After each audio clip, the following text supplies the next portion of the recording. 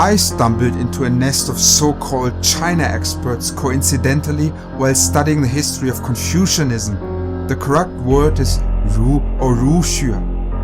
I discovered that most Western accounts of ruxue were deliberately fake or outright distortion. Those Western philosophers, missionaries, scholars and journalists never wanted to understand.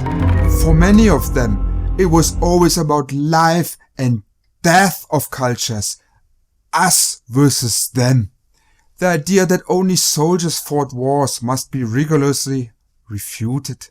Scholarship, in fact, the history of the world, is not a string of truth, but the chronicle of survivors. Scholars and journalists are believed to be a benign force of the good. They are not. They are full of shit. Today, the US media, which is mirrored in most of its satellite states, promotes a culture of Western values and employs press soldiers in strategic places all over the world with a profitable mission to distort, defame and destabilize foreign nations, their governments and the people. Back in the West, Eastern thought and cultures are censored. Believe it or not, this is possible because of brutal segregation of thought and cultures, for example by rampant language imperialism.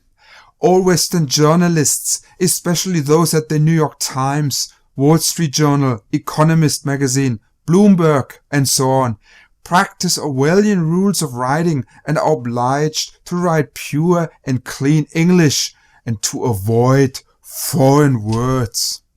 There is, in my view, nothing that those foreign nations, governments and their people can do about those Western methods.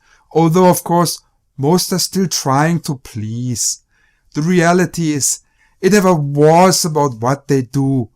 Their mere presence or existence as non-Western nations, governments and people was and always will be the single most important factor for why they are so patronized, coerced, and if need be, viciously attacked.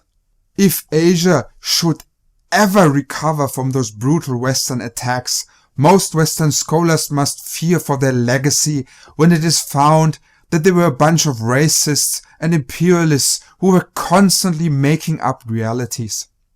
It is like the ultimate revelation that the Western version of history was a complete forgery, and that what those China experts, be they professors or journalists, were up in their arms to prevent China from rising.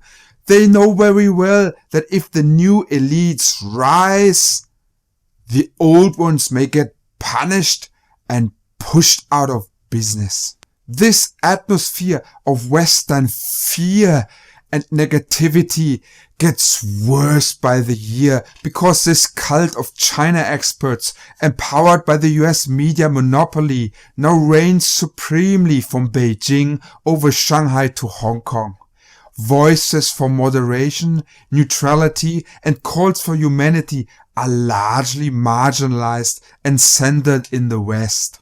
What we can do humbly is to record those unruly times so that following generations of investigators may get a better picture of how this branch of Western press soldiery was able to drag us all into darkness, silenced its critics, caused misery and distrust among civilizations, and profited immensely from their militant methods, irrational beliefs, and reckless ambitions.